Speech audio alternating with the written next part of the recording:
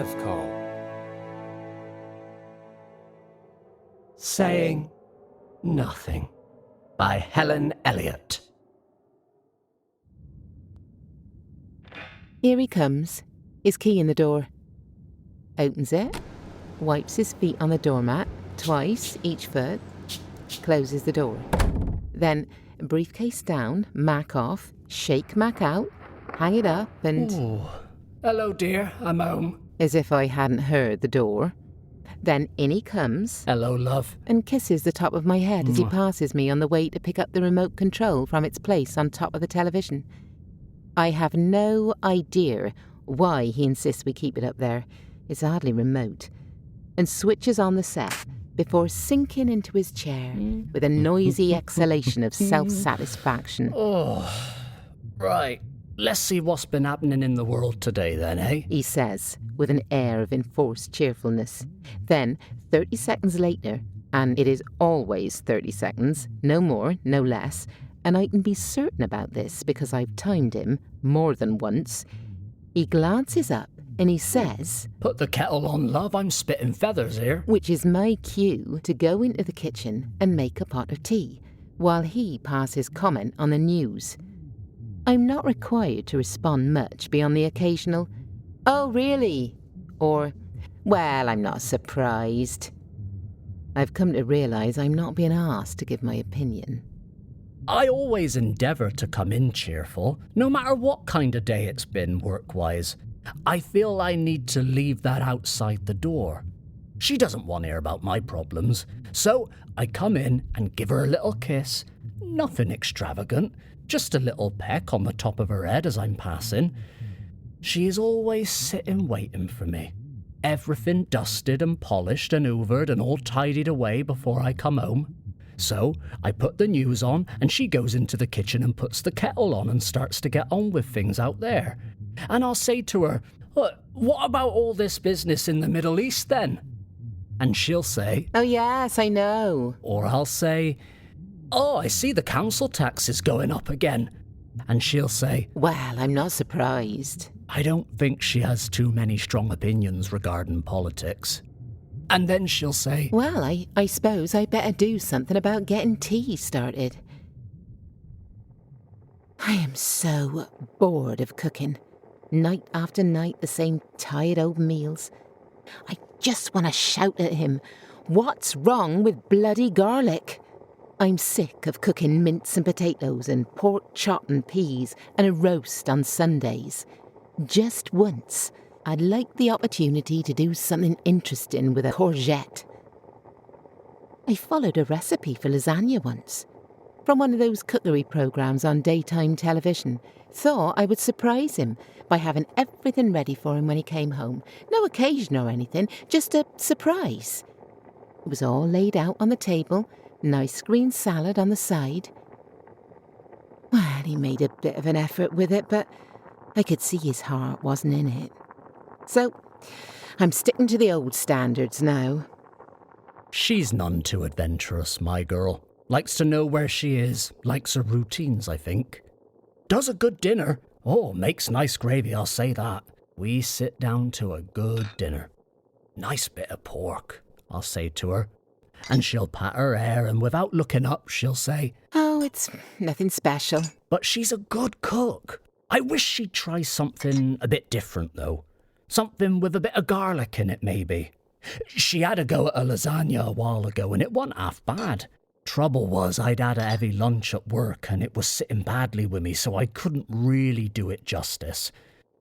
I don't think she liked it, though. She's not done it since. I don't like to interfere in the kitchen side of things. I don't want her to think I don't appreciate her efforts. What did you think to that lamb tonight? What can I say? I thought the same thing about it as I thought about the chicken last night and the gammon steaks the night before that. Nothing. I thought nothing. There is nothing left to think about lamb and boiled potatoes and peas. It's very nice, love. Very nice. He's too easily pleased. I wish I needed to try harder. Not too fatty, then? It was. And it was greasy. but she had tried hard with it and I didn't want to hurt her feelings by picking fault with it.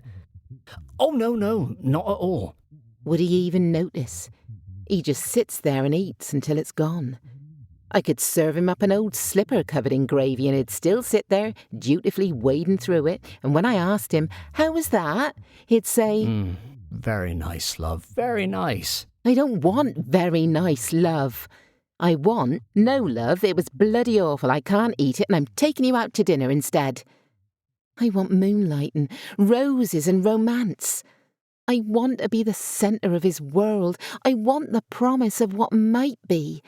I want what I thought was in front of me when I was 21, in my rose-pink ball gown under a starry sky. I've been going through the cupboards for the jumble. Do you want this old suit?" My old dinner suit. I was wearing this the night we met. Will it still fit? "Probably not." You've put this dress out. "Well, yeah. I mean, how old is it now?" But still. My girl fell for me when we were ado, black tie. Oh, she had on this beautiful satin dress, deep rose pink it was, strapless, nipped in at the waist. Oh, cracking figure she had then, tiny little waist and her skin was creamy white and perfect.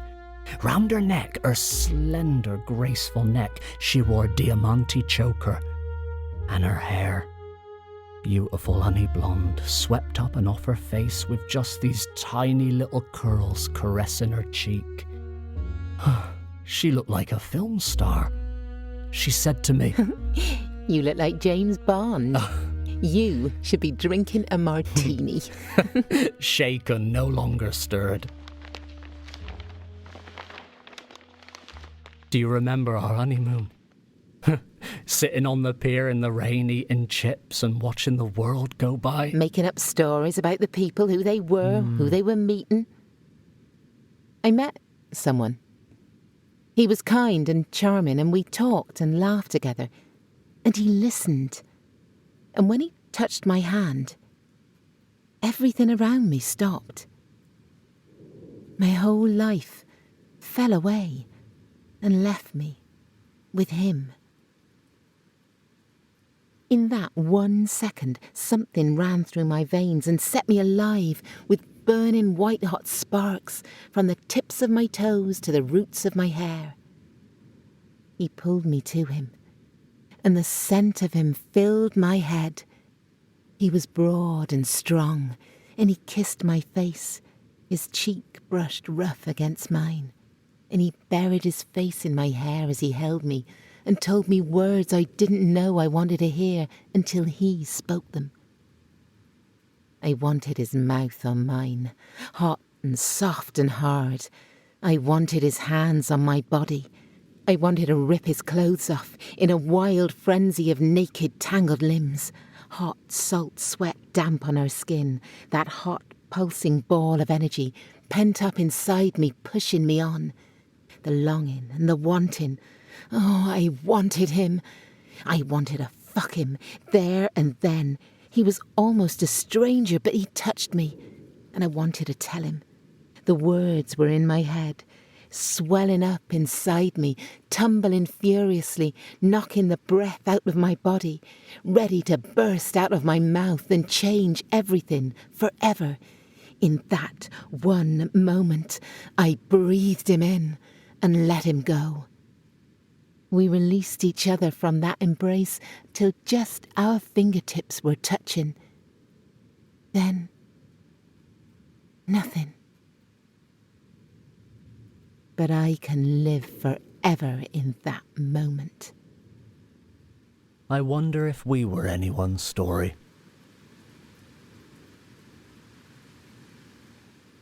When I was in London, I bought her this. I thought, if I can persuade her to wear this, it might remind her of how we used to be, reawaken the girl I used to know once upon a time. On the train journey home, I thought about what I had in my case, all wrapped up in shiny scarlet paper with a black satin ribbon around it.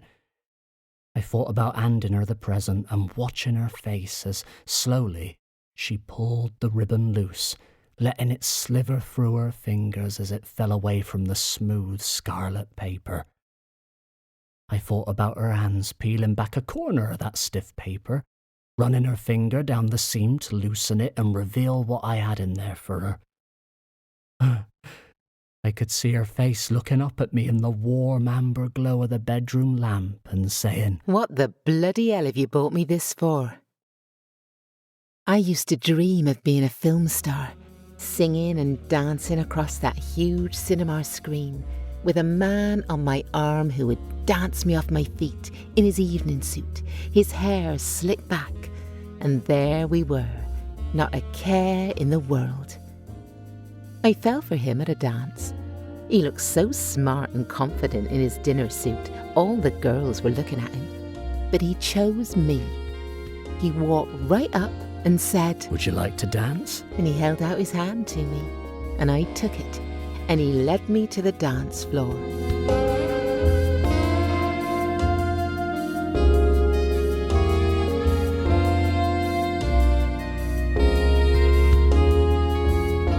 We danced, and the electric stars twinkled on the mirror ball, and he said, "You're an angel."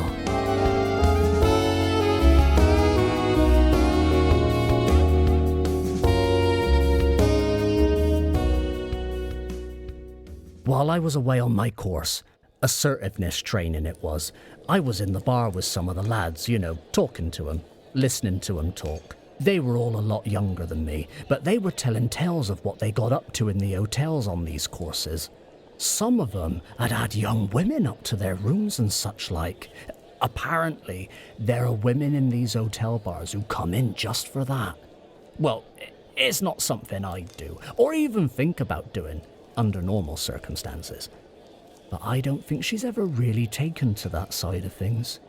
Oh, she tried when we were younger, but, well, a man's needs are different. I found a card in a phone box. She sounded pleasant enough, so I thought, why not? It wasn't what I expected. I was expecting a suntanned, supple Lolita to take me to new heights of ecstasy, as it said on the card. What I got was a Pat Butcher look-alike in nipple clamps and a moth-eaten Stars and Stripes merkin. But for a large older woman, she was surprisingly supple. I'll give her that. And thorough. Very thorough.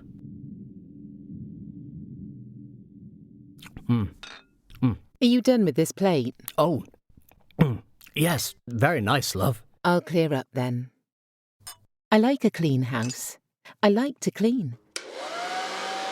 I can have my thoughts, and when I'm finished, everything is clean and hoovered and tidied away. I like to hoover. The noise blocks out the day and I can have my thoughts. I like the rhythm of hoovering. I like the feel of the handle. The slight vibration from the motor on the palm of my hand can be quite nice. And the noise from it, wow. I could be miles away with that on, and I wouldn't hear a thing. If anyone came into the house, into the room, if I had my back to the door... If I came home early one day, I might catch her doing the hoovering. That old upright is so noisy I could slip into the house and she wouldn't hear me.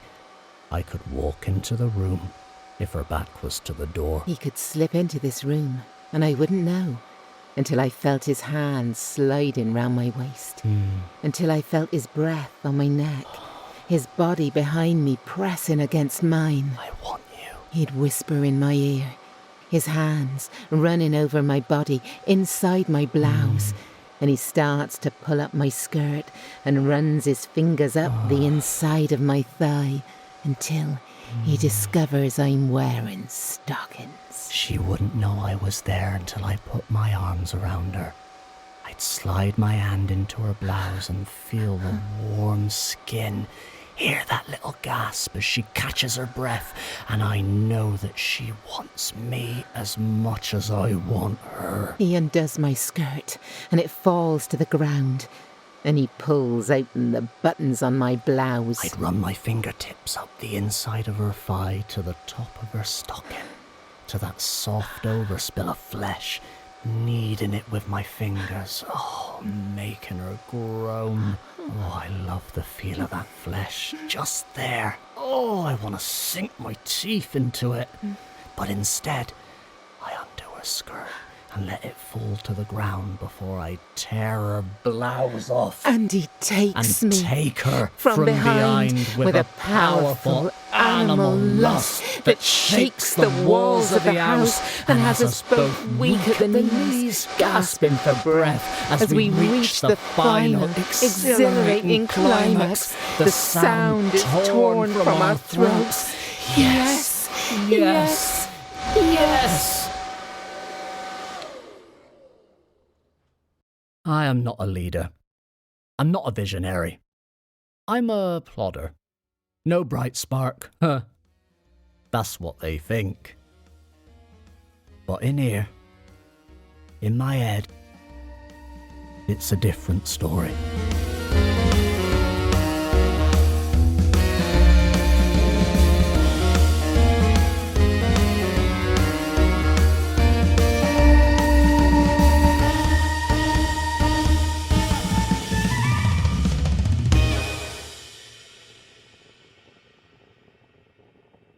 How did we come to this?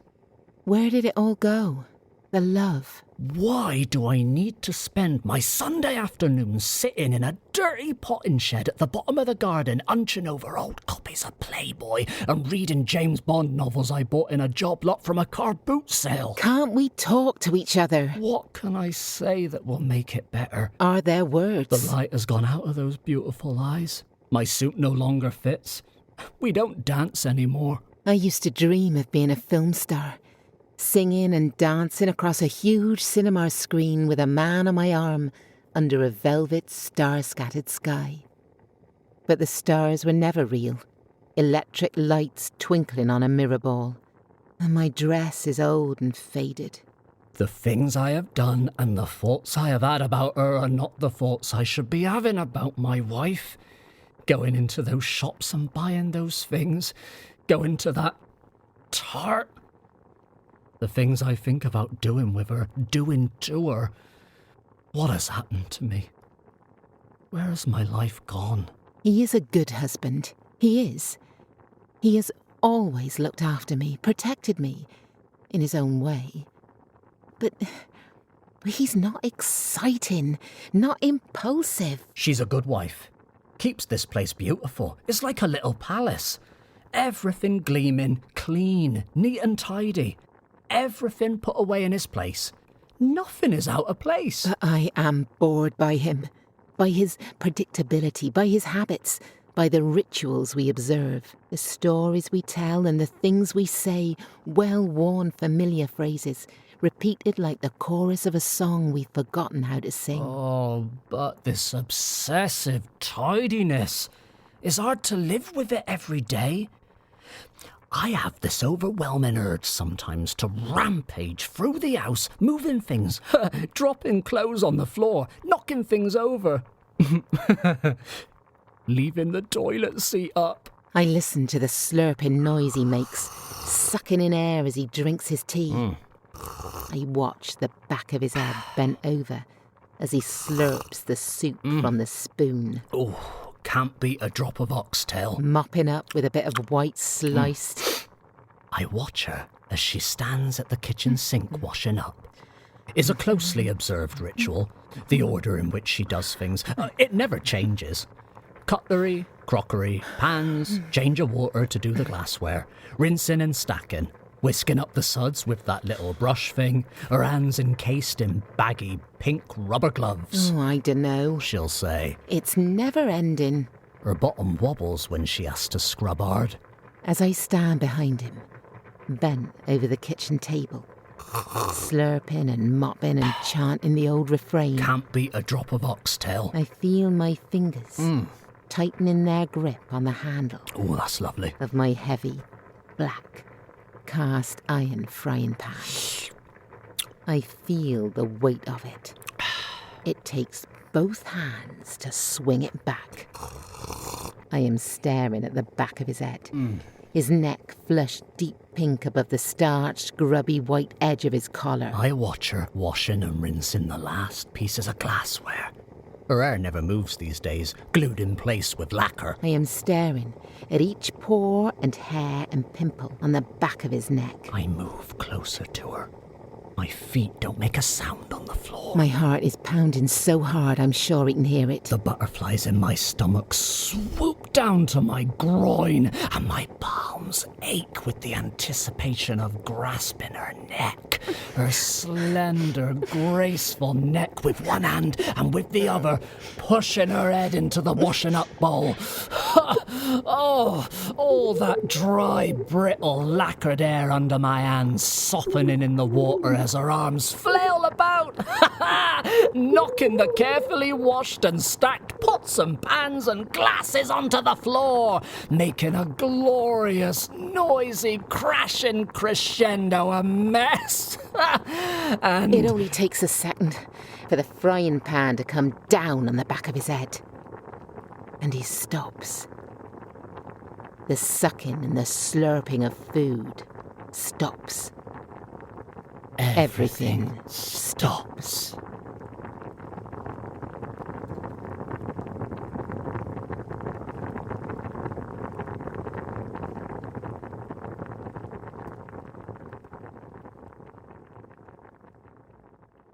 This was an Evcol Entertainment Clockwork Digital Studios original production, a part of the On Another Wavelength audio anthology series, featuring the voice talents of Samantha Boffin and Mitch Howell, written by Helen Elliott, directed and produced by Simon James Collier, series created and co-produced by Dechanel, soundscape design Zachary Elliott-Hatton.